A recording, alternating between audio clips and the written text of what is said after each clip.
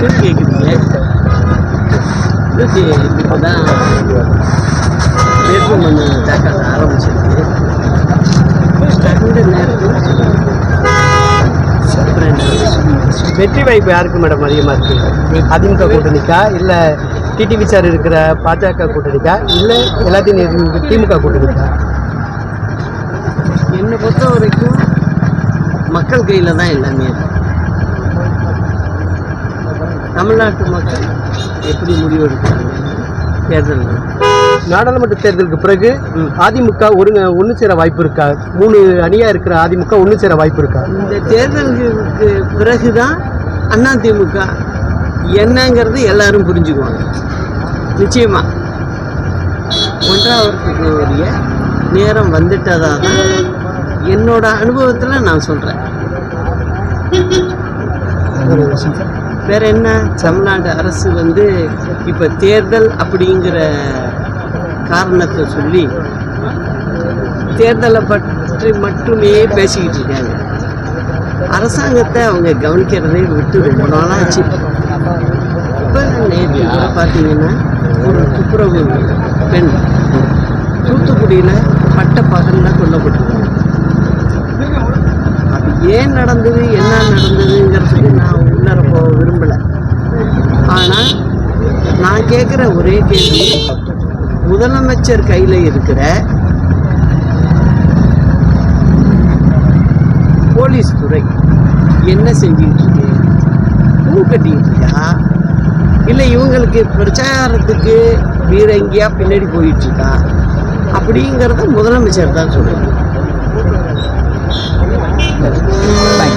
ஆவின் பால் அதில் புழு பூச்சி இருக்கிறதா சொல்கிறாங்க. இது முதல் முறை இல்லை, தொடர்ந்து திமுக ஆட்சிக்கு வந்ததுலேருந்து இது நடந்துகிட்டு இருக்கு. ஆனால் உடனே என்ன ஒரு அறிக்கையை கொடுக்குறாங்க, இந்த பாலை யாரையும் உபயோகிக்க வேண்டாம் அப்படின்னு. இதுக்கு அரசாங்கம் இருக்குது, ஒரு பால்வளத்துறை இருக்குது, இதுக்கு ஒரு மந்திரி. இந்த நிர்வாகம்னா அப்புறம் எதுக்கு நடத்துகிறீங்க? தேவையே இல்லையே. அப்போ உங்களுடைய நிர்வாகத்தில் குறை இருக்குது, அது பாலில் தெரியுது. அதனால இதே அம்மா இருந்ததெல்லாம் இப்படி நடந்துதா? ஒரு முறை ஏதாவது நடந்திருக்குமா? இல்லையே. ஏன்னா அவங்களுடைய கவனம் எல்லா இடத்துலையும் இருந்துச்சு. இப்போ முதலமைச்சரை பொறுத்த வரைக்கும் இந்த தேர்தலில் எப்படியாவது போய் சொல்லி ஜெயிக்கணும், வெற்றி பெறணும் அப்படிங்கிறதுல மட்டுமே நினச்சிக்கிட்டு இருக்காரு. இது நாடாளுமன்ற தேர்தல் 26 வருவியா, அது எங்களுக்கும் திமுகவுக்குமான நேரடி தேர்தல்.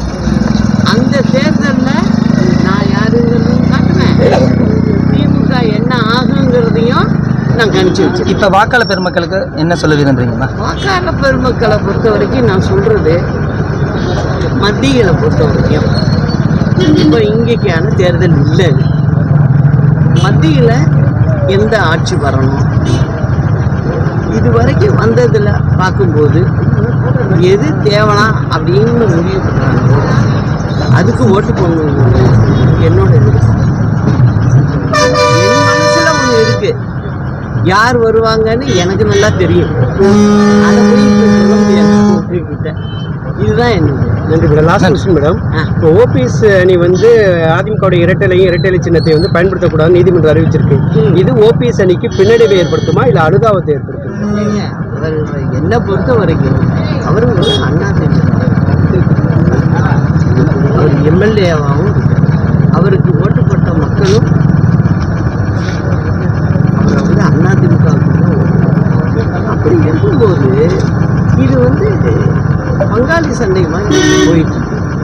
இதுக்கு நான் என்னத்தை சொல்ல முடியும் இந்த நேரத்தில்? ஆனால் ஒன்று மட்டும் சொல்கிறேன், 26 அனைத்து நிச்சயம் வெற்றி பெறும். அப்போ நான் எவ்வளவு அமைதி காக்கணும், அதுக்கு உண்டான விட மிக விரைவில் கிடைக்கும். சட்டமன்ற எலெக்ஷன்ல ஒட்டுமொத்த அதிமுக ஒரே அணியில் நிற்கிறீங்க.